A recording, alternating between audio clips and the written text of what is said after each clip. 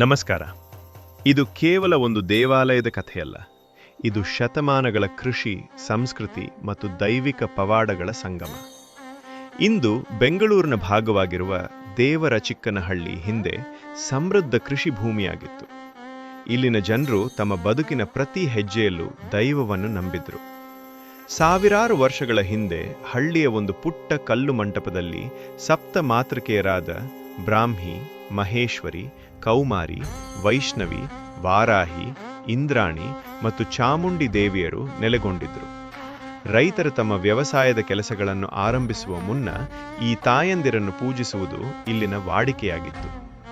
ಈ 7 ದೇವಿಯರನ್ನೇ ಭಕ್ತರು ಪ್ರೀತಿಯಿಂದ 7 ಮಂದಮ್ಮ ದೇವಿ ಎಂದು ಕರೆಯತೊಡಗಿದರು. ಒಂದು ಕಾಲದಲ್ಲಿ ಈ ದೇವಸ್ಥಾನ ಕೇವಲ ಒಂದು ಕಲ್ಲು ಚಪ್ಪಡಿಯ ಮಂಟಪವಾಗಿತ್ತು.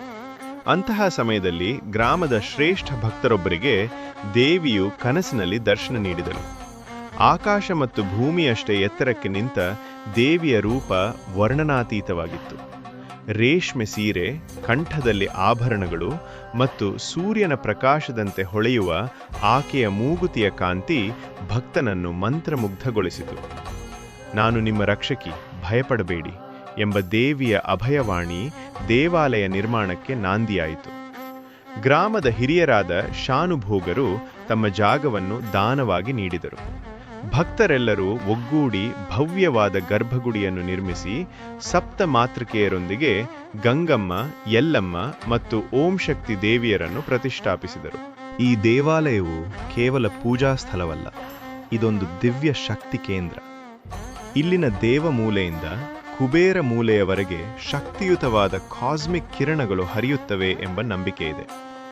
ಇಲ್ಲಿ ಧ್ಯಾನ ಮಾಡುವುದರಿಂದ ಜ್ಞಾನ ಮತ್ತು ಐಶ್ವರ್ಯ ಸಿದ್ಧಿಸುತ್ತದೆ ಎಂಬುದು ಭಕ್ತರ ಅನುಭವ.